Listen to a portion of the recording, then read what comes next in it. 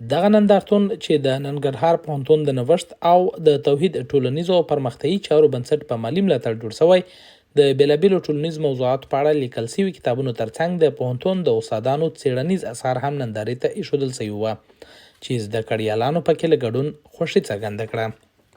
او موږ خوشحاله یو چې د ورځني سیمینار ګډون کړی ده، نو انشاءالله ډېر راضي یو.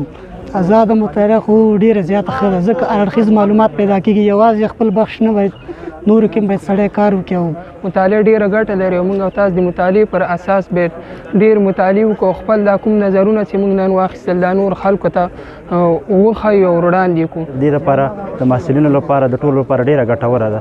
داسې موږ غواړو د نورو پوهنتونونو څخه هم چې داسې سیمینارونه په لار واچوي تر څو محصل ترې استفاده وکړي. په دغه نندارتون کې د ننګرهار پوهنتون د زده کړیالانو او استادانو سربیره له خصوصي پوهنتونونو څخه هم ګڼ شمېر زده کړیالانو او ځینو فرهنګیانو ګډون درلود.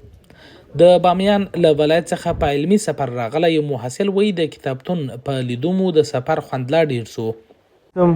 واقعا امروز که گردم بخیر متعجب شدم.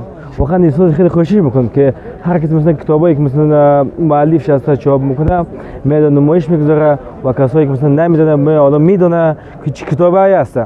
واقعا جای خوشحالی است، خیلی زیاد مفید است به خاطر محصلین، به خاطر مطالعه، به خاطر کسب علمی بیشتر، به خاطر بالا بردن خود ظرفیت مغز انسان. په پوهنتوني چاپیریالونو کې دغه ډول نندارتونونه زده کړیالانو ته پیغام ورکوي چې د مسلکي زده کړو ترڅنګ د عمومي او آزاده کتابونو لوستل هم اړین دي. هر محصل، هر مسلمان باید په ځانګړې برخه کې چې تخصص کوي د هغې ترڅنګ په نورو برخو کې هم د یو پراخه مطالعه ولري تر څو دا وکولی شي چې منطقي استدلال په ټولنه کې چې فرضاً خلک په دې وپوهېږي چې دغه پوهه په دومره کچه کې ده چې دا په هره برخه کې کولی شي چې هغه منطقي استدلال او جواب ورکړي. په دې وروستیو کې ډېر کتاب پلورنځي له سوړ بازار څخه سر ټکوي، خو که په ټولنه کې د کتاب لوستنې دود پراختیا ومومي د کتابونو پلور به هم ورسره ښه سي.